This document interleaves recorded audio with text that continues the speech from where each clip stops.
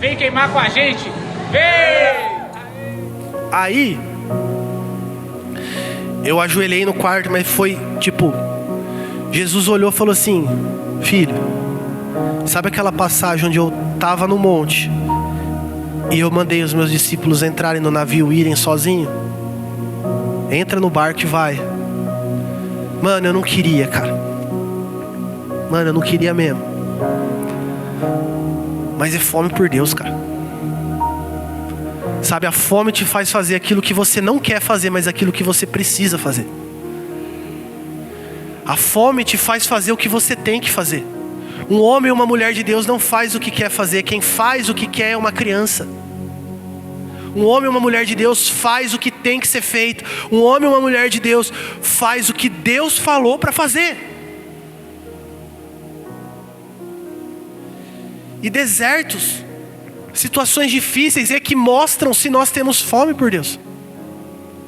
É nos momentos difíceis que nós vemos se nós temos fome. E Deus coloca momentos difíceis para mostrar se nós temos fome ou não por Deus.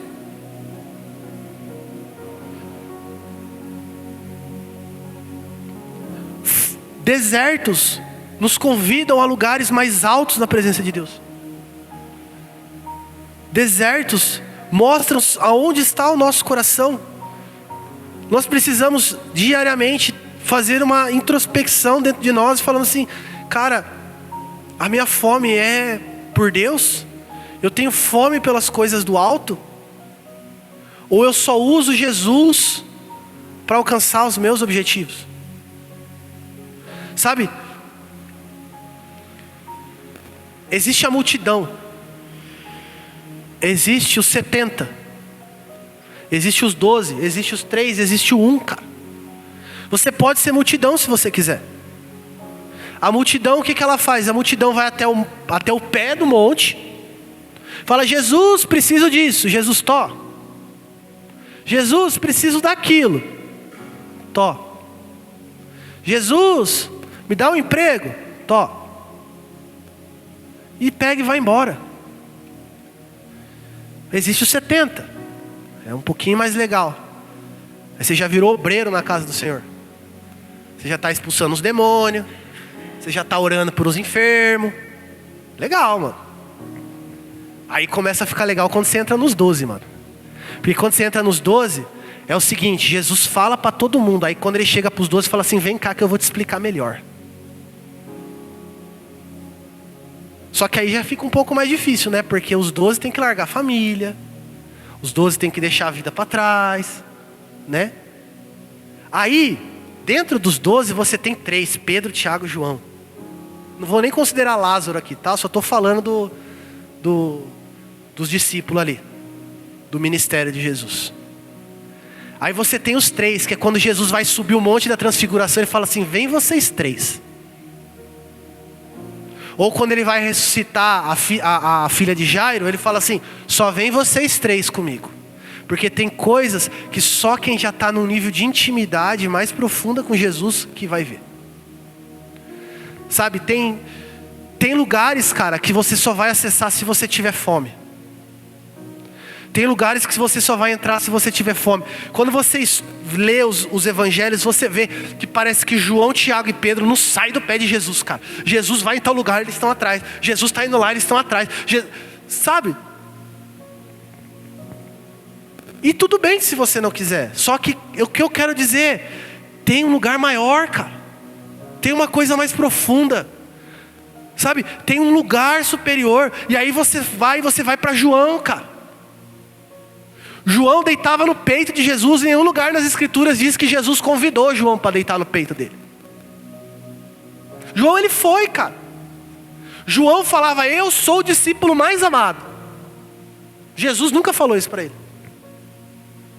Ele se intitulava: eu sou o top, cara. Eu sou o mais amado por Jesus. Eu não descolo de Jesus. Só que, cara, a fome dele por Deus fez com que na cruz, diante da cruz, só estava ele na frente da cruz.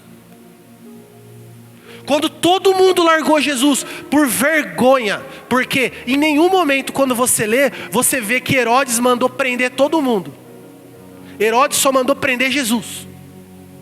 Os guardas foram lá prender Jesus. Eles não foram prender Jesus, Tiago, João, Pedro, todo mundo.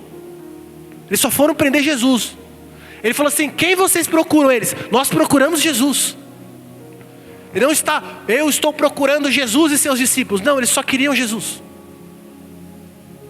Só queriam Jesus. Tanto é que João estava lá no Sinédrio, lá no meio que aparece a história, quando Pedro vai lá, nega Jesus, tal. Quem era o amigo do sacerdote lá que estava? Era João. João estava lá no meio vendo Jesus ser interrogado e estava de boa. Eles só queriam Jesus. Só que todo mundo já saiu correndo com medo. Só que João não. João, ele estava até o pé da cruz com Jesus. João, ele esteve num momento mais difícil. No momento onde ser crente era humilhante. No momento onde, se você fosse crente, todo mundo ia virar a cara para você. No momento que, se você fosse crente, você ia perder seu emprego. No momento que, se você fosse crente, você ia perder todos os seus clientes. No momento que, se você fosse crente, toda a sua família ia virar as costas para você. Todo mundo iria te desprezar. João estava num lugar onde todo mundo olhava para João e falava assim: ah lá, olha, o amigo do trouxa lá. Era isso que o povo olhava para Jesus e via. Olha, o amigo do falso profeta. Olha, o bobão lá que ficou seguindo o cara que falava que era Deus. Era isso que João passou. João passou o isolamento. João passou o desprezo. João não teve medo da vergonha. Ele não teve medo de padecer por Cristo. É por isso que Jesus, ele olha no final do livro de João e fala assim: esse aqui, ele pega, como é que é o texto? Ele pega e fala que esse não verá a morte. E aí os discípulos achavam que ele não iria morrer, que ele ia viver eternamente. Na verdade, o que Jesus estava falando é que João não ia morrer como mártir. Por quê? Porque ele já tinha morrido a morte. Ele foi o único que ficou com Jesus, cara. Foi o único.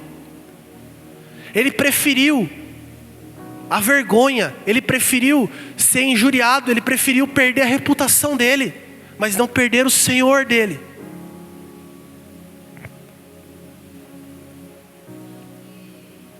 João 18.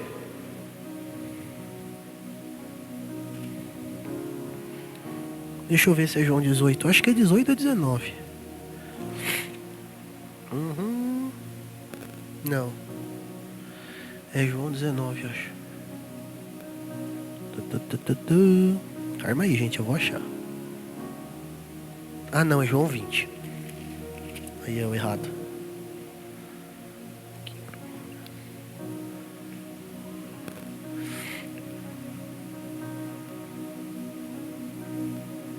Aqui. João 20, versículo 15. Disse-lhe Jesus: por que tu choras? A quem procuras? E ela, supondo que fosse um jardineiro, disse: Senhor, se tu levaste, dize-me onde tu o puseste, e eu o levarei. Ali em cima ela fala para o anjo: aonde você colocou o meu Senhor? Deixa eu te falar, Jesus tinha morrido. Maria passou a vida inteira do lado de Jesus. Quando Jesus foi crucificado, morreu, ela não encontrou o corpo. Ela não estava atrás dos milagres de Jesus. Ela não estava procurando as mãos de Jesus. Ela não estava procurando o poder. Maria tinha visto morto ressuscitar. Maria tinha visto leproso ser curado, cego enxergando, surdo ouvindo, gente sendo ressuscitada. Ela tinha visto Jesus multiplicar dinheiro, fazer dinheiro aparecer na boca do peixe. Ela tinha visto tudo. Ela tinha visto Jesus da cura, da dinheiro, da restauração, da ressurreição, da tudo. E sabe o que ela queria quando ela foi procurar Jesus? Aonde está o meu Senhor? Não. Eu não quero o poder de Jesus. Eu não quero os pães multiplicados. Eu quero saber aonde está o meu Senhor. Sabe, tem alguém que falou uma vez, se o Espírito Santo fosse retirado das igrejas, será que nós sentiríamos falta dele? A gente tem tanta fumaça, tanta luz, isso é muito legal, não tem problema nenhum. É tanta performance, é tanto notas tipo super, é tanta teologia que a gente tem. Mas será que a gente ainda tem o Senhor? Se Jesus sair da nossa pregação, se Jesus sair da nossa adoração, a gente vai sentir falta de Jesus? Se a nossa vida começar a dar certo e Jesus sair da nossa vida, nós sentiremos falta de Jesus? Com uma mansão de 15 milhões num condomínio fechado, com 4 carros viajando para o exterior 5 vezes por ano, você ainda vai sentir falta do Senhor? Você ainda vai sentir desejo para orar? Você ainda vai sentir vontade de buscar o Senhor? Você ainda vai querer jejuar? Você ainda vai querer ler a Bíblia? Ou quando Deus te prosperar, ou quando Deus fazer as coisas darem certo na sua vida, a primeira coisa que você vai esquecer vai ser dele? Como aqueles 10 leprosos, onde somente um voltou. Será que nós seremos encontrados fiéis ao Senhor? Quando Jesus aparecer no céu, será que nós seremos encontrados fiéis, cara? Será que nós vamos reconhecer o Senhor? Ou será que qualquer falso Cristo que aparecer, nós vamos achar que é o Cristo? Sabe, João Batista, cara, quando ele se encontra com Jesus no Rio Jordão e ele fala: eis o Cordeiro de Deus que tira o pecado do mundo. Se você olha o contexto da história, João nunca tinha visto Jesus na vida. E antes dele batizar, ele olha e fala assim: esse é o Cordeiro de Deus. Aí o Jesus batiza, levanta, ele fala assim: eu sei que ele é o Cordeiro de Deus, porque Deus me falou que o Cordeiro é aquele que o Espírito Santo desce e repousa. Ou seja, ele falou que era o Cordeiro antes dele ter a confirmação. Sabe por quê? Porque aquilo que chacoalhava dentro de João, chacoalhava dentro de Jesus. A mesma coisa de Maria e Isabel, o bebê balançou dentro do ventre. João Batista passava tanto tempo com Deus que ele sentia o cheiro do Cordeiro. Ele olhou para Jesus e falou assim: eu conheço isso. O que esse cara carrega eu conheço. O que esse cara carrega eu vivo dentro do meu quarto. Sabe, hoje em dia a gente vive uma fome tão rasa que se um pregador sobe no púlpito e faz hey! Todo mundo acha que o cara está cheio de Deus, mano. Nos falta fome. Nós precisamos ter fome, uma fome visceral pelo Senhor, cara. Uma fome que tira o nosso sono. Uma fome que tira a nossa paz, sabe? Cara, eu não posso terminar o meu dia sem passar um tempo na presença do meu Senhor. E quando nós nos achegamos na igreja, cara, Jesus vem porque é um lugar onde Ele é honrado. É um lugar onde Ele é amado de verdade. Cara, as pessoas aqui têm fome. Jesus Ele não recusa uma pessoa com fome. Ele não nega pão àquele que tem fome. Ele não nega a Ele mesmo àquele que tem fome dEle. Nós precisamos ter fome da presença.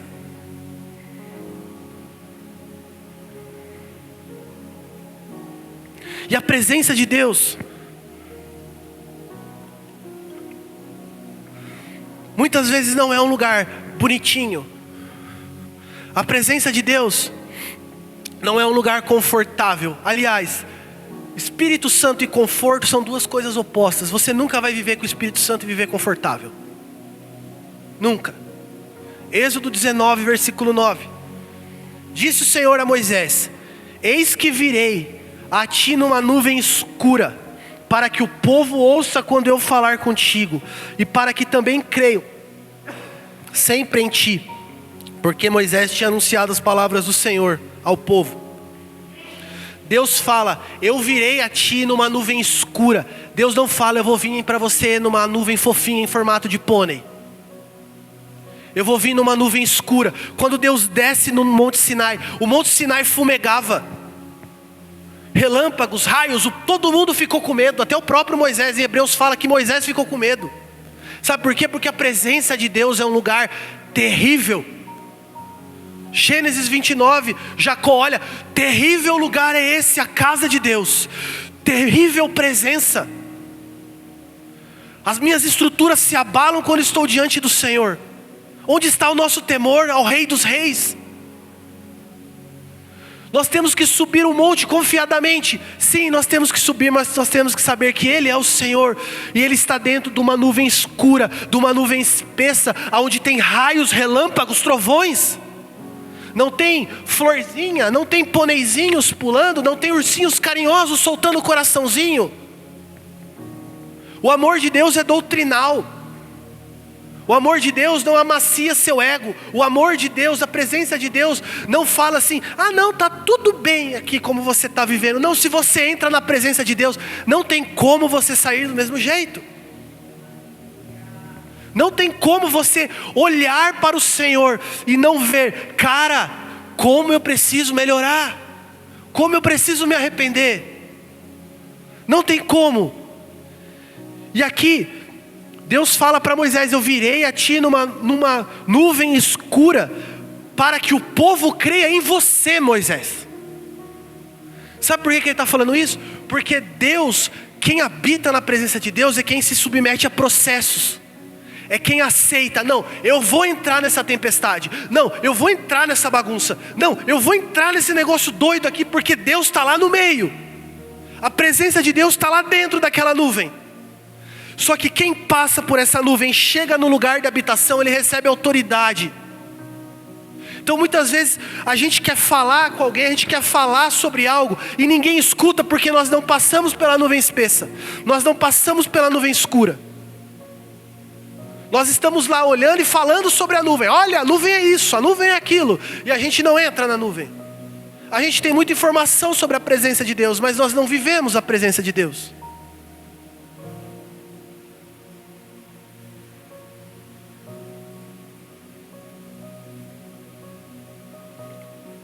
Nós precisamos ter fome. A palavra de hoje, cara, eu não quero assustar você, eu quero provocar você, cara. Eu quero que você saia daqui provocado. Eu quero que você saia daqui, cara, inquieto, insatisfeito, falando: cara, da mesma forma que eu tenho sido moído pelo Senhor, falando: cara, que lugar raso eu estou. Existe muito mais. Existe muito mais. O pastor pregou na semana passada: aquilo que nós vivemos até hoje é só o começo. Cara, existe muito mais. Existem lugares mais profundos. Jesus abriu o caminho, cara, para a gente chegar até Ele, para a gente chegar a esse lugar da presença. E muitas vezes nós preferimos muitas outras coisas do que subir. Ah, eu subo lá depois. Ou, como já falei, o pastor, o líder sobe. Cara, Deus abriu o caminho para você. É para você.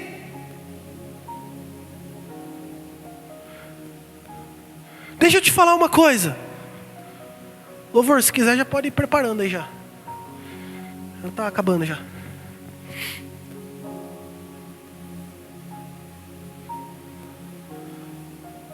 Existe um vive novo caminho, cara. Jesus abriu um vive novo caminho. Quando a gente olha Salmos 24, cara, os pais da igreja,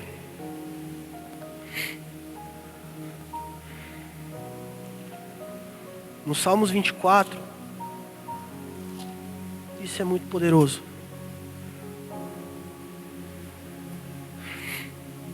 Quando fala ali: levantai, ó portas, as vossas cabeças, para que entre o Rei da Glória. Aí você tem um diálogo: quem é esse Rei da Glória?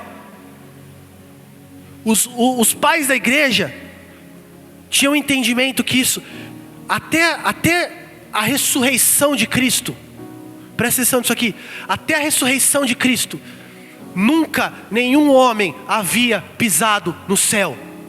Um homem. E aí de repente, as portas do céu fechadas, e de repente um homem sobe aos céus, e ele chega na porta do céu e bate: pum, pum. Levantai, ó portas, as vossas cabeças, para que entre o Rei da Glória. E aí você vê os anjos olhando, um homem na porta do céu? Um homem? Como um homem pode estar batendo na porta do céu? Nenhum homem foi digno de chegar até esse lugar e não morrer, não ser fulminado. Quem é esse o Rei da Glória? E daí Jesus responde: o Senhor forte e poderoso, o Senhor valente das batalhas. Levantai, ó portas, as vossas cabeças, para que entre o Rei da Glória. E naquele momento, o vivo e novo caminho foi aberto ao Pai. Em Gênesis 29, Jacó se deita na pedra e ele tem um sonho, e ele vê uma porta no céu, ele vê uma escada no céu, e anjos subindo e descendo. E aí ele escuta o Senhor lá de cima falando com ele na terra: Jacó, você vai ser abençoado, você isso, você aquilo. Em João 2, quando Jesus se encontra com Natanael, ele fala: o que você dirá se ver os anjos de Deus subindo e descendo sobre o Filho do Homem? Ali Jesus estava falando dele mesmo. Mas cara, em Apocalipse capítulo 4, João diz o seguinte: depois dessas coisas eu olhei e vi uma porta no céu, como também da primeira voz que ouvi, como a de trombeta, e ela disse: sobe. Presta atenção. A primeira voz que Jacó ouviu falava com ele do céu. A voz que João ouviu disse: sobe. Sobe. Sabe, João Batista, Jesus disse que João Batista fazia violência no céu, cara. Ele orava com tanta intensidade, ele vivia uma vida tão violenta no Senhor, que ele fazia violência no céu, cara. O céu ficava inquieto por causa de João Batista. O céu fazia movimento por causa de João Batista. E a porta do céu estava fechada, cara. A porta do céu está aberta. Jesus rasgou o vivo e novo caminho, cara. O sangue de Jesus rasgou o caminho, rasgou o véu. Deixa eu te falar, muito tempo eu orei pelo Senhor. Senhor, todo começo de culto eu orava ao Senhor e falava assim: Senhor, abre os céus, rasga os céus sobre nós, e papapá, que todo o céu de bronze seja rasgado. Até que um dia o Senhor me mostrou Efésios 4, versículo 8 ao 10. Quando ele subiu às alturas, levou o cativo o cativeiro e concedeu dons aos homens. Ora, quer dizer que o que subiu também não é até o que desceu às regiões inferiores da terra. Aquele que desceu é o mesmo que subiu acima de todos os céus. Sabe o que eu quero te dizer? Os céus estão abertos. Não existe céu fechado, porque Jesus rasgou o céu, cara. Ele rasgou o céu e ele deu livre acesso. Sabe, nesse momento de adoração, cara, eu gostaria de realmente provocar você, cara. Seja um pouco mais violento na presença de Deus. Seja um pouco mais intencional. Sabe, Jesus morreu na cruz, cara. Ele sofreu a ira de Deus para que você pudesse chegar diante do Pai, cara. É só para isso que ele morreu, cara. Vamos lá, alguém. Responda a presença de Deus. Sabe, Jesus ele responde à fome, se apresenta com fome diante dele. Se apresenta com fome por ele. Pai, eu oro agora em nome de Jesus. Você tem liberdade, se você quiser ficar de pé, ajoelhar, andar, fazer o que você quiser. Responda a presença de Deus nessa noite. Pai, em nome de Jesus, eu oro por um entendimento claro do vivo e novo caminho que o Senhor abriu naquela cruz. Eu oro agora por uma fome violenta pelo Senhor. Eu oro agora para que eles venham subir a esse lugar. Eles não venham esperar o céu descer, mas que eles venham subir. Leva-nos, Senhor, leva-nos, Senhor. Leva-nos a uma fome incontrolável pelo Senhor. Batiza-nos, Senhor. Batiza-nos com fome e sede. Batiza-nos, Senhor. Batiza-nos com uma fome violenta, com uma fome desesperada. Senhor, em nome de Jesus, arrebenta o nosso coração nessa noite, Espírito Santo. Despedaça o nosso coração nessa noite, Espírito Santo. Que fome seja liberada nesse lugar. Fome seja liberada nesse lugar. Recebe fome por Deus. Recebe fome por Deus. Seja cheio de fome. Se permita ser batizado por fome. Renuncie às fomes desse mundo. Alimente-se do pão da vida. Oh Senhor, vem nesse lugar, Senhor. Vem nesse lugar, Senhor.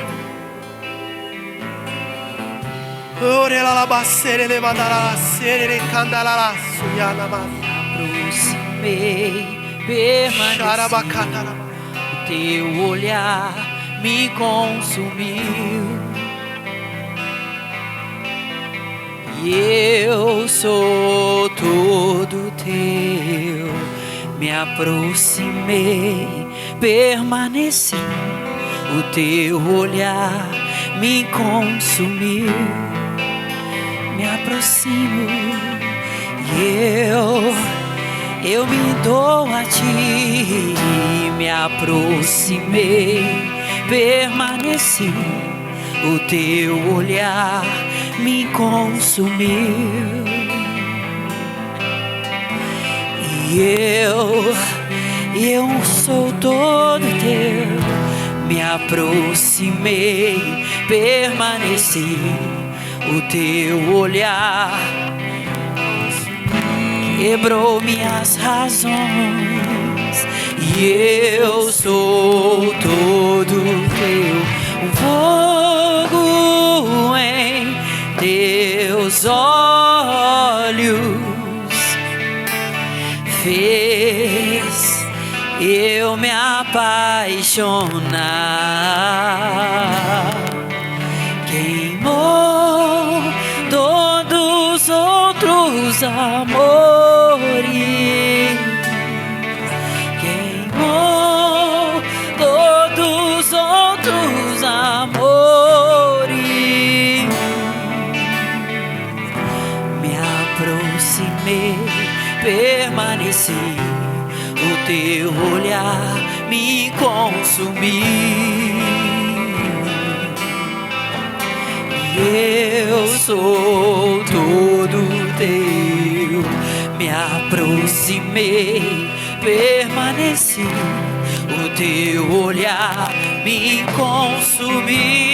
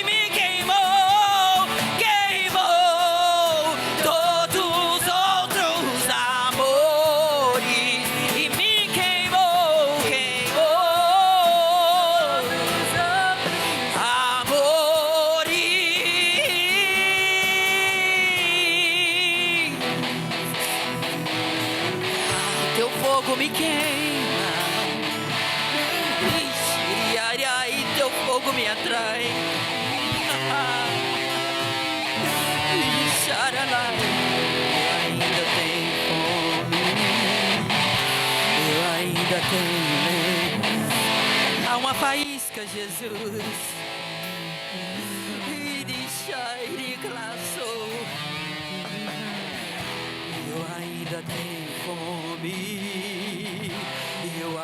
vez.